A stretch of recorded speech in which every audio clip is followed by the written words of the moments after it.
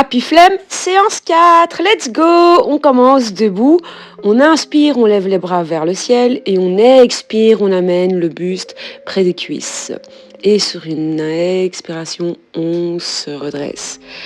On est debout, on inspire, on lève les bras au ciel et on recommence sur une expiration, on plonge le buste en avant, le ventre près des cuisses. On prend le temps de prendre une inspiration et sur l'expiration, on se redresse. On va recommencer encore 3 fois.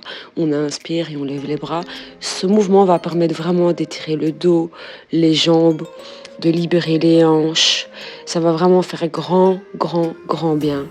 Cette séance va nous permettre de créer de l'espace, de libérer les tensions, de dénouer les muscles et les articulations. Vraiment, ça fait trop du bien.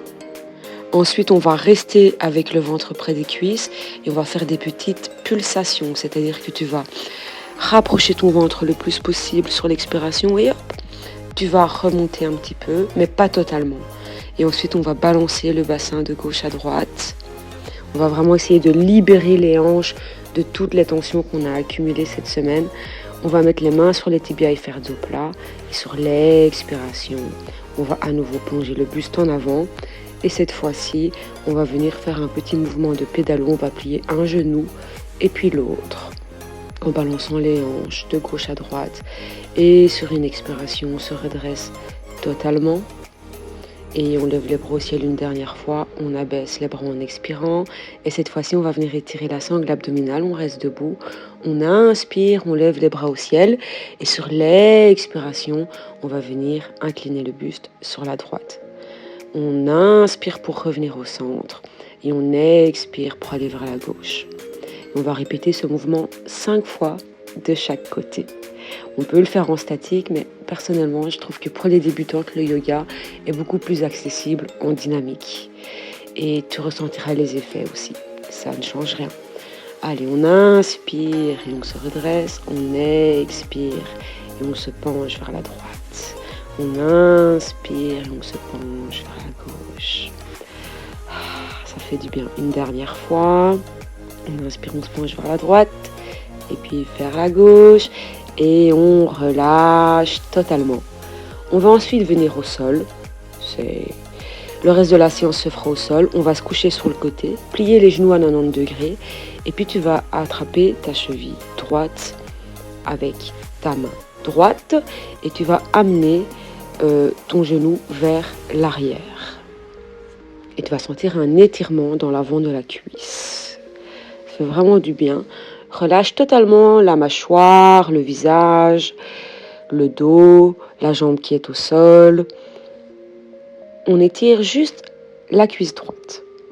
Tu vas sentir aussi un étirement au niveau un petit peu des hanches, mais on relâche tout doucement. Et on va changer de côté. Donc on se couche sur le flanc droit et cette fois on plie les genoux à 90 degrés, on attrape la cheville gauche avec la main gauche et on amène le genou vers l'arrière. Vraiment cet étirement il est pépite. On relâche, on va venir sur les genoux, coucher sur le ventre, excusez-moi, on va étirer encore une fois. Là.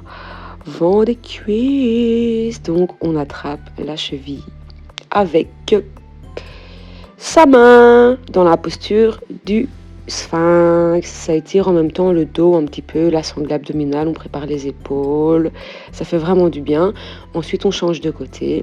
Donc moi je fais tout un schmilblick, mais toi il suffit simplement que tu mettes ton bras gauche parallèle au tapis, à l'avant de ton tapis, et donc que tu attrapes avec ta main droite, ta cheville droite, si tu avais commencé avec la jambe gauche, ou inversement. Ça, c'est un de mes étirements préférés, puisque ça étire le dos, les abdos, les jambes. Ça fait vraiment du bien. On va pas se mentir. On respire profondément par le nez et on essaye d'allonger les expirations pour profiter pleinement des bienfaits de cette séance. Et on relâche. On savoure un petit peu, puis on va venir se mettre à 4 pattes et on va glisser le pied droit entre les mains et glisser la jambe gauche vers l'arrière pour entrer dans la posture de la fente basse. Et là, on va vraiment essayer de glisser les hanches vers le ciel. Vers le sol. vers le sol. Donc les hanches glissent dans le sol et on sent un étirement dans la hanche gauche, mais aussi un petit étirement dans le genou de la jambe avant. La fente basse, un de mes étirements préférés, souvent utilisé pour faire des, entre guillemets, détox émotionnels, c'est-à-dire libérer les hanches de toutes les émotions négatives qu'on a emmagasinées. Parce qu'il faut savoir que dans les hanches, il y a un muscle, on change de jambe. Donc tu peux tendre un petit peu la jambe droite et puis l'amener à côté de l'autre et faire glisser ton pied gauche entre tes mains pour faire exactement la même chose de l'autre côté. Hein. Donc on glisse la jambe droite vers l'arrière, on relève le buste. Et je disais donc que dans les hanches, il y a un muscle que l'on appelle le psoas. Et en fait, ce muscle, c'est un peu la poubelle émotionnelle du corps. Donc à chaque fois que tu ressens du stress, de la tristesse, des émotions négatives, le psoas les emmagasine. Il emmagasine ces émotions qui sont sous forme d'énergie. Et après, on a un petit peu bloqué des hanches, on a des petites douleurs, des petites sciatiques.